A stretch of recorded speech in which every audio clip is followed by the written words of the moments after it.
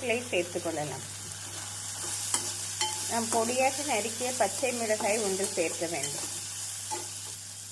இவை நன்றாக வதங்கவும் நாம் 1/4 ஸ்பூன் மஞ்சள் பொடி, 1 ஸ்பூன் குழம்பு மிளகாய் பொடி சேர்க்க வேண்டும். மசாலா சேர்த்து நாம் மிதமான தீயில் நன்றாக வதக்கி பின் உருளைக்கிழங்கை சேர்த்து விடலாம். நாம் மசாலா பச்சை வாடை போவதற்கு சிறிதளவு தண்ணீர் சேர்த்துக்கொள்ளலாம். நன்றாக மிக்ஸ் செய்து இப்போது நாம் உருளைக்கிழங்கை சேர்த்து விடலாம். உருளைக்கிழங்கை நாம் மசாலாவுடன் நன்றாக மிக்ஸ் செய்ய வேண்டும்.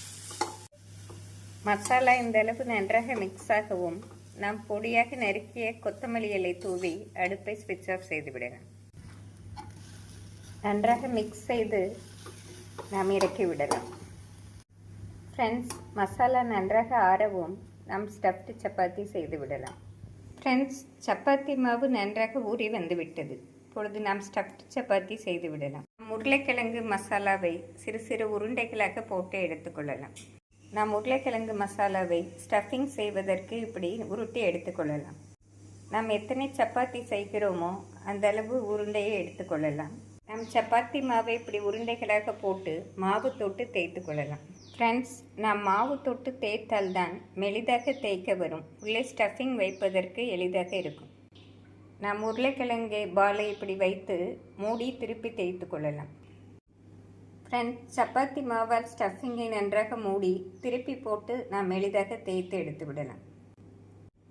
நாம் ஸ்டஃபிங் செய்த பின்பு மேலே மாவு தூவி எளிதாக தேய்த்து தோசை தவாவில் போட்டுக்கொள்ளலாம். நாம் இப்படி நன்றாக தேய்த்து தோசை தவாவில் போட்டு விடலாம். நாம் சப்பாத்தி போடுவதற்கு முன்பு சிறிது எண்ணெய் ஊற்றிக்கொள்ளலாம்.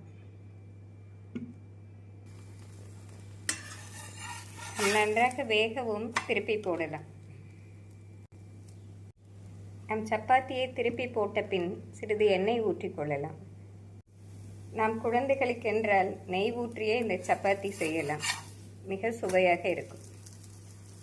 இது 1 நிமிடத்திலே நன்றாக வெந்து வந்துவிடும். நாம் சப்பாத்தி வேக வைக்கும்போது எண்ணெய் சற்று அதிகமாக ஊற்றிக்கொள்ளலாம். ஃப்ரெண்ட்ஸ், சுவையான ஆலு சப்பாத்தி ரெடியாகிவிட்டது. இதை நாம் புதினா சட்னி குருமாவுடன் சாப்பிடும்போது மிக சுவையாக இருக்கும். நாம் கார்லிக் பிக்கிள் வைத்து சாப்பிட்டாலே இந்த ஸ்டஃப்டு சப்பாத்தி மிக சுவையாக இருக்கும். நாம் லஞ்ச் பாக்ஸ் கெட்டும்போது வெறும் இந்த ஸ்டஃப்டு சப்பாத்தி தயிர் பச்சடி கொடுத்தாலே குழந்தைகள் விரும்பி சாப்பிடுவார்கள். Thank you friends.